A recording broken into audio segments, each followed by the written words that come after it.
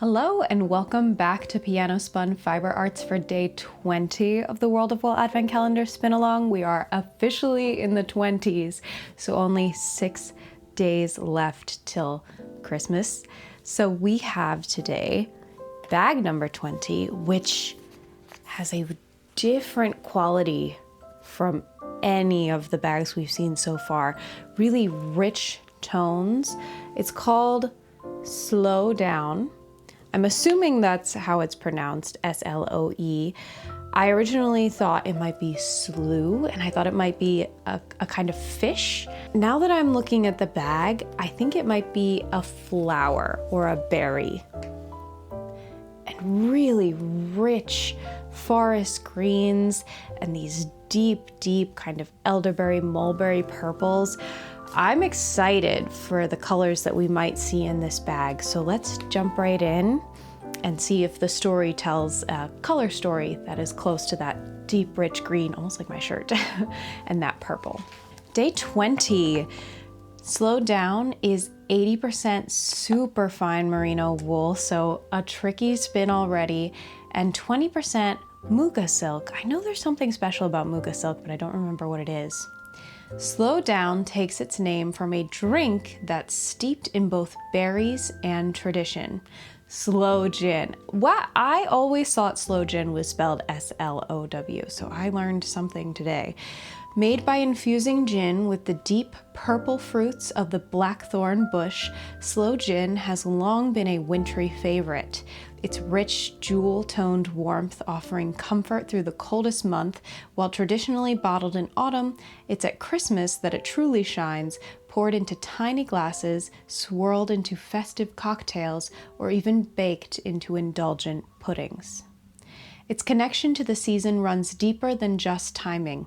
The practice of making sloe gin is slow and mindful, a gentle ritual of gathering, steeping, and waiting, much like the spirit of winter crafting.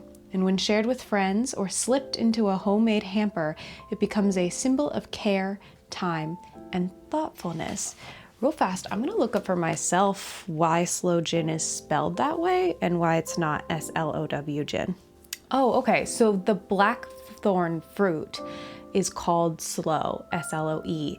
So it is sloe gin as in blackthorn fruit gin, not sloe gin as in it takes a long time to make. Interesting. So I'm hoping we see those rich purples, maybe even greens. And I hope that they're spread enough apart that we'll see that difference in the spin and it won't become muddy. So no greens. Oh my gosh, it's falling apart. How do you even spin something that feels like this? The Muga silk is that white that you see just kind of flying everywhere.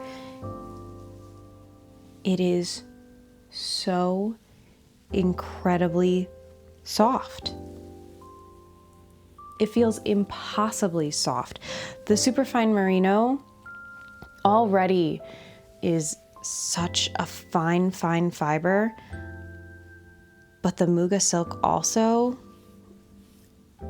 I wish I could describe it to you. It's like petting a bunny that's like 3 days old. It is just impossibly soft and obviously flying in the air. Let's read a little bit more. I already split it because I'm so excited to spin it, but I forgot to read. To reflect this delicious custom, we created a blend that's just as luxurious and refined. Superfine merino offers cloud softness and richness, whilst Muga silk, known for its natural golden sheen, adds an elegant glow. With notes of plum, dusk, and berry tones, this blend invites you to slow down, sip the season, and craft something truly sumptuous. I wish I had all the time in the world to spin this, but unfortunately, I don't. I'm still gonna take my time with it though. I think we're gonna see some really cool striping. So I'm gonna split it pretty fine because I can see already that it's flying everywhere.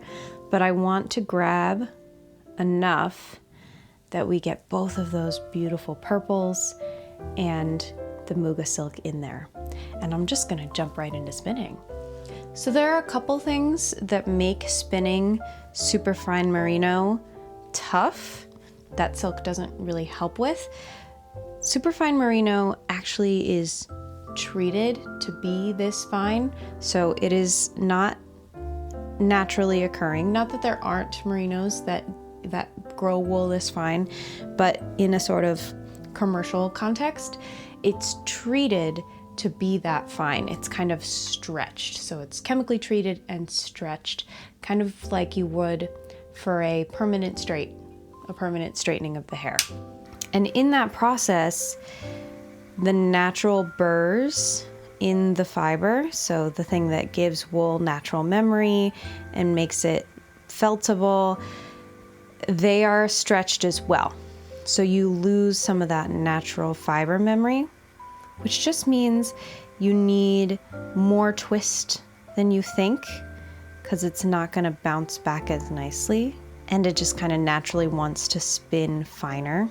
But this already is not giving me as much trouble as I thought it would. I'm getting a little too much break tension. It's pulling just a bit. And of course, I do want to make sure that my singles aren't getting too fine. That's pretty good. They could be a little thicker. And the Muga silk is striping differently than I expected. I expected pretty definite stripes, but it's much more swirly, if that's a word that is appropriate to use for wool. The spot I'm spinning right here has a lot of silk in it. I'm gonna try to find a spot that's a little more balanced to do that ply back sample. Now I'm really into the merino wool. It's a little difficult. It kind of goes back and forth. Like when you find a spot of merino wool, that's where it wants to be. And when you find a spot of Muga silk, that's where it wants to be. But I'm really gonna try to get both without getting too thick. I think I'm gonna stop here. You can definitely see, well, I hope you can. Against the black, you probably can. Where this is a lot of Muga silk, and then as I pull, you can see there's more merino. It's a little mixed in this section, and then down here, it's just merino. Oops, we'll wait for the clock. Just been checking a few things here while we were listening to the clock. The single is almost exactly 25, which is really beautiful, but I actually think we could do with a little more twist. I'm gonna take this ply back sample as is, but I think I can definitely be adding a little more twist into our plies. So our plies have all different colors here. Let it go. And we get, I hope you can see, all the differentiation in that final yarn. And we're falling, it's so light and airy. We're falling in about Erin.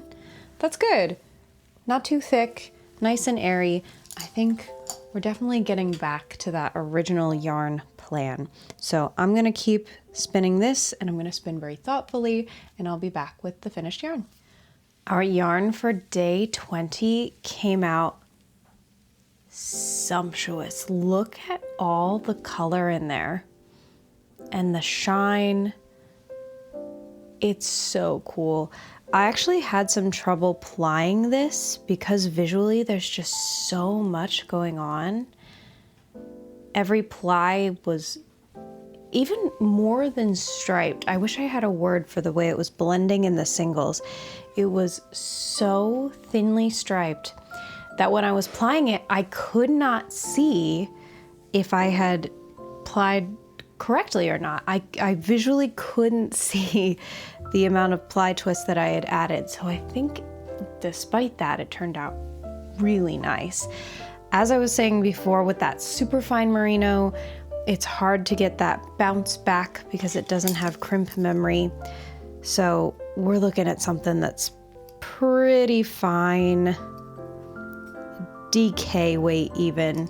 So thinner than we would want, but so beautiful.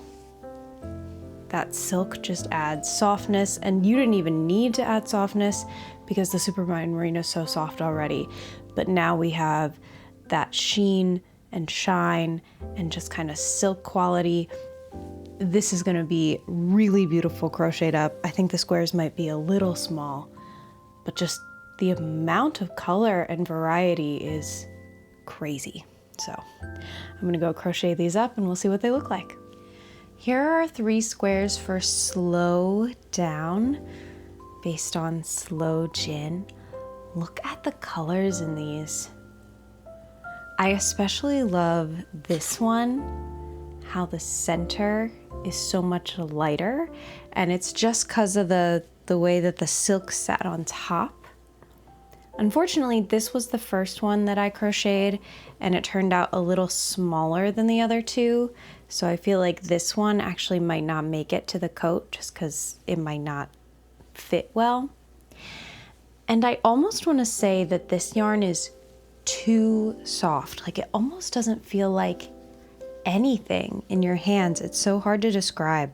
It is so soft and light that it just doesn't feel like anything. Maybe if I had a sweater made of this, I'd change my mind. I'd put it on and be like, no, this is the comfiest sweater I've ever felt in my life. But for a coat, it just feels too nice, too soft to be kind of workable. So the colors in here are so cool. I almost had the same issue that I had when I was plying, when I was crocheting. It was hard because of how marled the colors are in there. It was almost difficult to see where the loops were, but I think they turned out really cool. So there is day 20, and I will be back for day 21. Bye. Oh, and there was actually quite a lot of yarn left. I think because this one ended up spinning so fine. So we do have a bunch of it. It's really DK weight.